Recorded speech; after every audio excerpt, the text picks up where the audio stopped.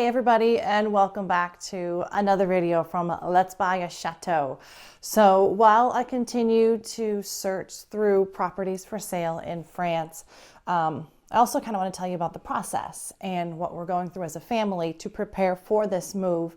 That's about a year and a half, year and 3 months out, somewhere in between there.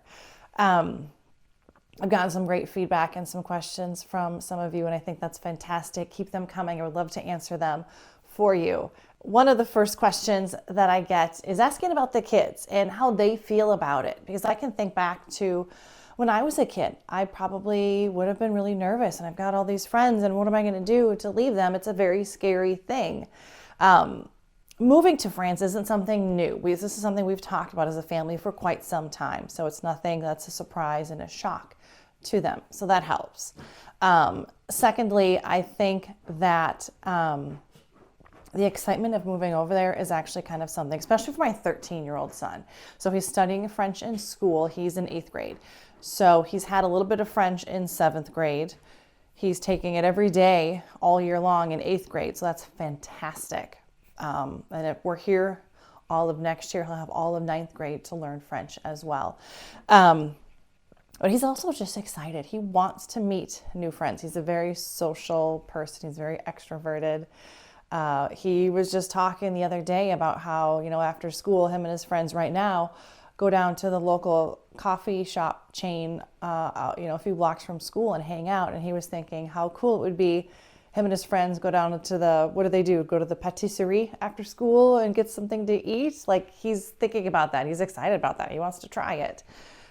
He understands that it might be difficult in school. He could be sitting in a class like biology, and it's all in French, and he might not pick up on 89% of what they're saying. And so he knows it'll be a challenge in some respects, but what can you do? If you can't speak it, you can't speak it, you learn it and do your best. That's all we can do, is do our best, right?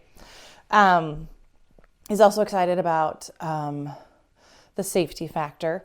We live in a great community, but as we've seen in America over and over again, that doesn't always mean anything in terms of safety. There's always bad players out there, and he doesn't like living in fear of when it's going to happen next.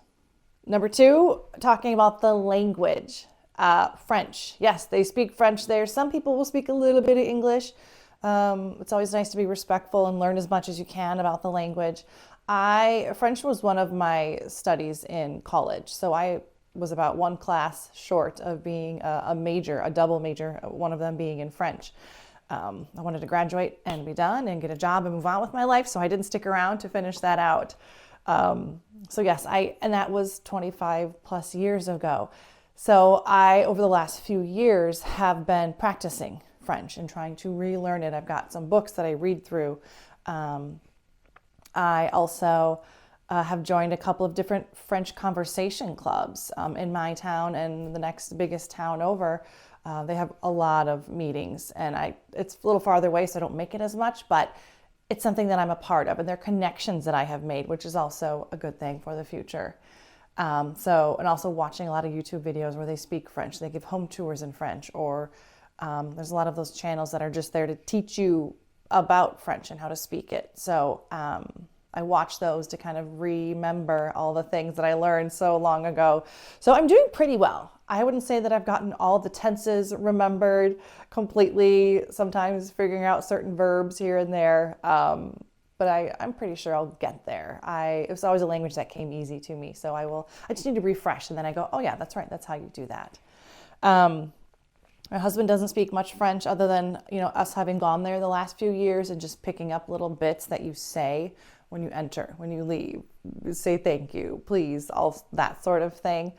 Same with my daughter. She's 11. She's about on that same level where the basic greetings, and that can get you by on a day-to-day basis. And being there, they'll pick up more and more as anybody else would. So we're not trying to go in with the expectation that everybody's not ever going to learn French, because we want to integrate into the culture and survive and thrive. The next one I want to hit on is about a visa. So we need a visa to get over there. Otherwise, as a visitor, you can stay for 90 days and leave, and you can't work and you can't do any of those things. So I want to share with you something that has helped me tremendously. I want to share this book with you. So if this is something you're thinking about, or maybe you know someone who is, it's called Foolproof French Visas.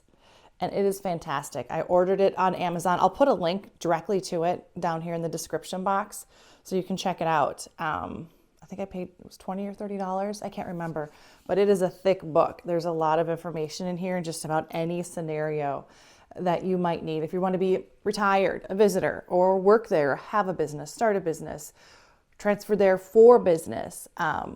It's really a great resource and really good information. I was afraid to buy this book too early because I thought, well, if we're not going for maybe another year, what if there's an update? What if there are changes? Well, you start reading this book. If you sign up with them, you enter your email address and show that, yeah, I bought this. Whenever there's new updates made, like say there's going to be another 2024 edition, they'll send it to you.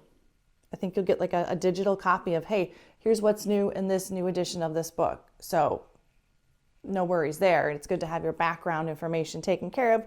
So as you start thinking about this move, you know what ducks you need in a row. So I hope that helps you. It has helped me a lot. I have a lot of markers on pages that I want to go back and reread, and I go back and reference it quite a bit when I think, oh, what about this and what about that? And I can't remember what it said because there's a lot in there.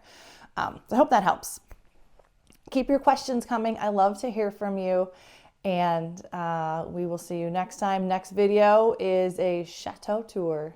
We'll see you there.